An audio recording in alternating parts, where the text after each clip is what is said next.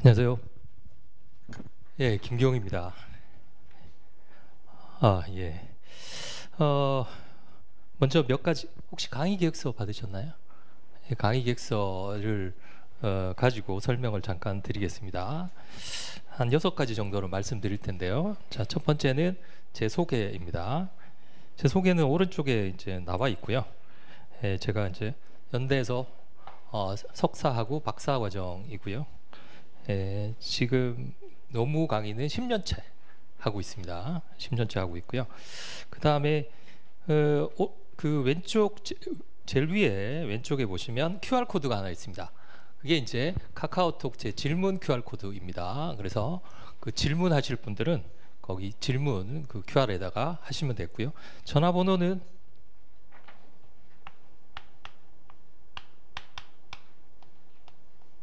이쪽으로 질문하시면 되겠습니다. 예.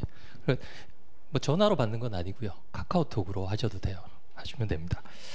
그 다음에 두 번째는 행정쟁송법이라는 과목인데요. 혹시 행정쟁송법이라고 했으니까 법이죠. 혹시 찾아보셨나요?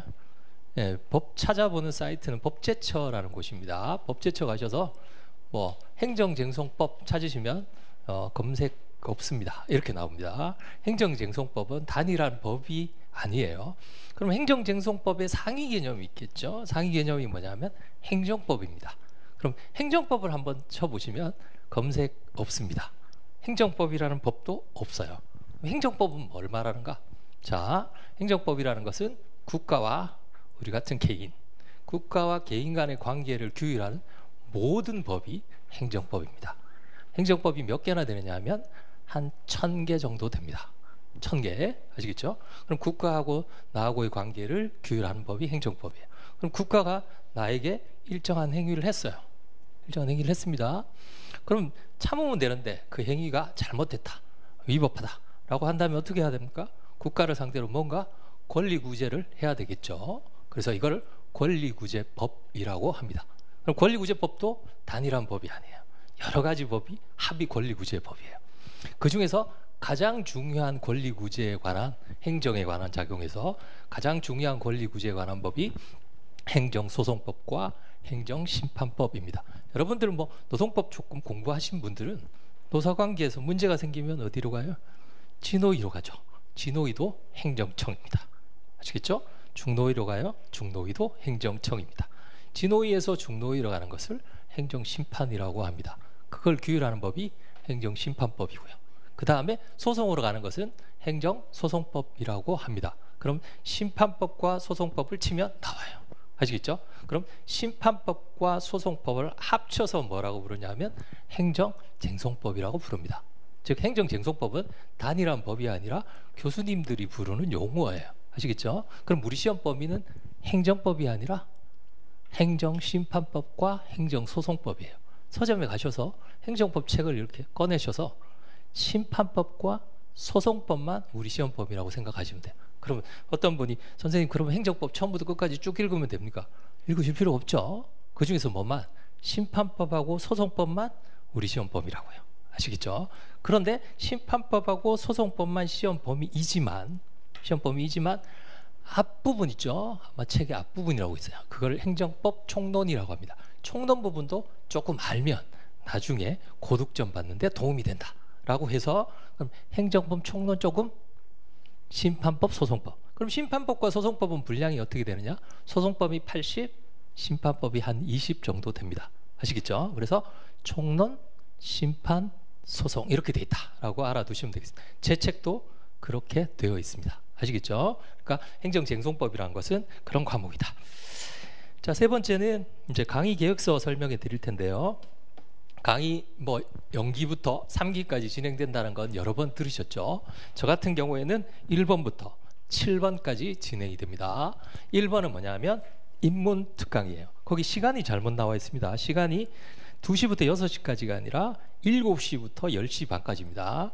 인문 특강은 매년 동영상으로도 실광과 동영상을 합쳐서 약 1000명이 수강하는 강좌입니다. 반드시 들어야 되는 강좌예요. 아시겠죠? 인문특강. 인문특강을 왜 듣습니까? 들어가서 연기 들으면 되죠. 자, 연기 들을 때 충격이 와요. 처음에 와서 뭐지? 이런 충격이 오는데 그 충격을 완화하는 소위 연착륙이라고 하죠. 완화하는 강좌다.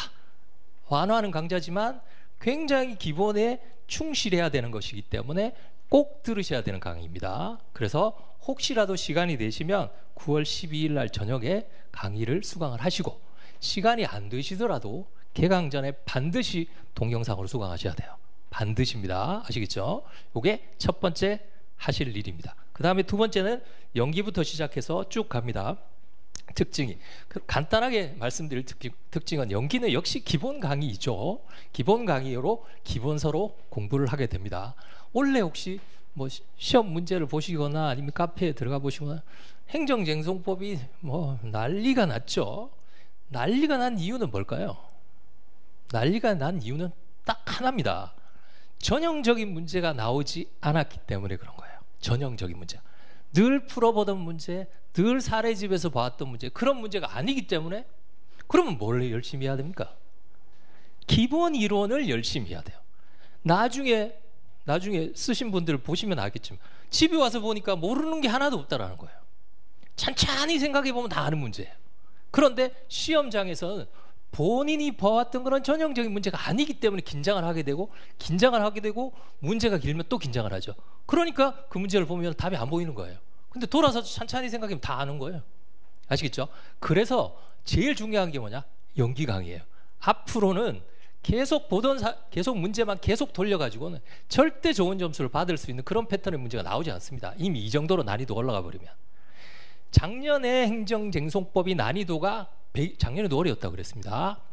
100이라면 올해는 200 정도 됩니다. 난이도가 200에서 250. 작년에 쟁점이 7개였다면 올해는 쟁점이 12개입니다. 아시겠죠? 그러니까 여러분들이 이제는 어떻게 공부를 해야 된다. 제일 중요한 건 기본서를 여러 번 읽는 겁니다. 아시겠죠? 기본서를 여러 번 읽어서 계속 그 안에서 정말 깨알 같은 조그만 부분 있죠. 그 부분에서 시험에서 나와요. 아시겠죠? 그러니까 우리가 늘 좀 오래 공부하신 분들은 그렇잖아요. 오래 공부하신 분들은 해왔던 거, 요거 보고 요거 외우고 중요한 것들, 특이급들 좀 해가지고 그렇게 해가지고 이제 앞으로는 어렵다는 겁니다. 아시겠죠? 그러니까 여러분들이 반드시 들어야 할 강좌는 연기 강의예요. 아시겠죠? 그 다음에 두 번째는 일기입니다. 일기 때는 뭘 하느냐? 기출문제와 판례를 합니다. 기출. 이런 말이 있습니다. 우리가 역사를 왜 배우는가? 역사를 왜 배우나요? 역사는 오래된 미래라고 합니다. 오래된 미래. 기출 문제는 오래된 앞으로 출제될 문제예요. 아시겠죠? 그렇기 때문에 기출 문제를 반드시 다 봐야 합니다. 그거를 2기로 미루면 안 돼요. 2기 때는 해야 될 일이 또 너무 많아요. 그렇기 때문에 1기 때 반드시 기출 문제를 다 정리를 해야 된다. 그러면서 뭘 시작하느냐? 판례를 시작합니다. 판례 공부는 처음이자 끝이에요. 왜냐하면 판례를 자꾸 읽으시다 보면 실력이 껑충껑충 늡니다. 그리고 나중에 문제를 푸는데도 굉장히 도움이 많이 돼요. 대법원 판례를 읽는 거. 조각조각 낸 거 말고요. 판례 전문을 저는 읽어드립니다. 전문을. 아시겠죠? 그래서 1기 때는 그걸 한다. 2기와 3기 때는 역시 모의고사이죠. 모의고사를 열심히 봐야 됩니다. 그래서 2기 때는 모의고사와 그 다음에 사례집 두 가지를 보고요. 그럼 사례집과 기출문제는 무슨 관계가 있습니까? 자, 기출문제는 나온 것도 있고 안 나온 것도 있을 거 아니에요. 그렇죠? 기출된 것과 기출되지 않은 것. 그래서 기출문제는 기출된 부분에서 기출되지 않은 부분은 사례문제로 풀어요. 그리고 모의고사 2기 3기 모의고사 보잖아요. 그럼 모의고사와 사례는 뭐가 다르냐? 사례는 중요한 문제를 만들어낸 거고 모의고사는 뭐냐? 최신 판례. 2022년, 23년도, 24년도의 최신 판례로만 문제를 구성해서 만듭니다. 아시겠죠? 왜냐하면 최신 판례도 시험에 잘 나오거든요. 아시겠죠? 그래서 그 다음에 2기 3기 하신 다음에는 이제 최종 모의고사 한번 보시고 마지막에 마무리 특강까지. 그래서 1번부터 7번까지 선택을 하실 수도 있고 가능하시면 다 듣는 게 제일 좋은데요. 선택을 하실 수도 있는데 반드시 들어야 할 강좌는 연기입니다. 반드시 들으셔야 돼요. 아시겠죠? 자, 그 다음에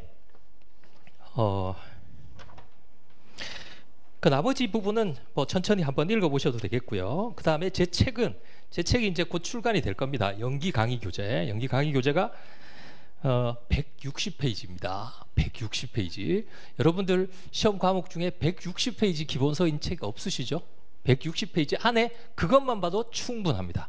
아시겠죠? 대신에 빼먹으면 안 돼요. 아시겠죠? 처음부터 끝까지 다 봐야 돼요.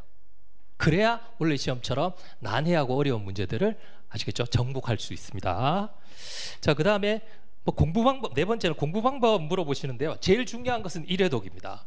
반드시 일회독이 제일 어려워요. 제일 어렵고 시간이 제일 오래 걸립니다. 그러나 이 회독을 여러 번 해야 돼요. 중요한 건 회독수예요. 그러니까 처음 일회독이 굉장히 중요합니다. 그래서 반복해야 돼요.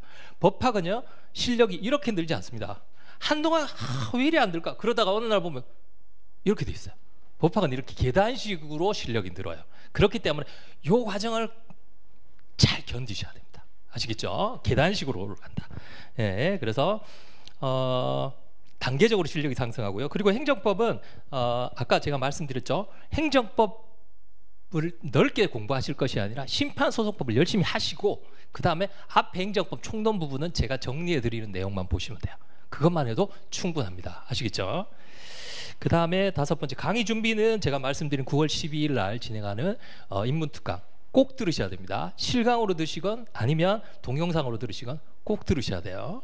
굉장히 많이 도움이 됩니다. 그 다음에 끝으로 신영복 교수님의 그 글을 하나 소개하면서 마칠까 합니다. 봄빛을 제일 먼저 맞이하는 것은 양지에 있는 풀이 아니라 꼿꼿이 선 채로 겨울과 싸워온 소나무 잎새라고 합니다. 쉽게 말씀드리면 봄을 제일 먼저 맞이하는 것은 새싹이 아니라 한겨울 견딘 소나무라는 것이죠. 그러니까 여러분들은 새싹이 되지 마시고 한겨울을 견디는 소나무처럼 지금부터 연습을 하셔야 돼요. 아시겠죠? 하루라도 일찍 연습하셔야 하루라도 더 공부하시는 겁니다. 그러니까 오늘 저녁에 가셔서 내가 어떻게 앞으로 어떤 과목을 수강하고 어떻게 플랜을 짜서 어디서 공부를 할 것이 그걸 갖다가 미루지 마시고 오늘 내일 결정을 꼭 내리시기 바랍니다. 감사합니다.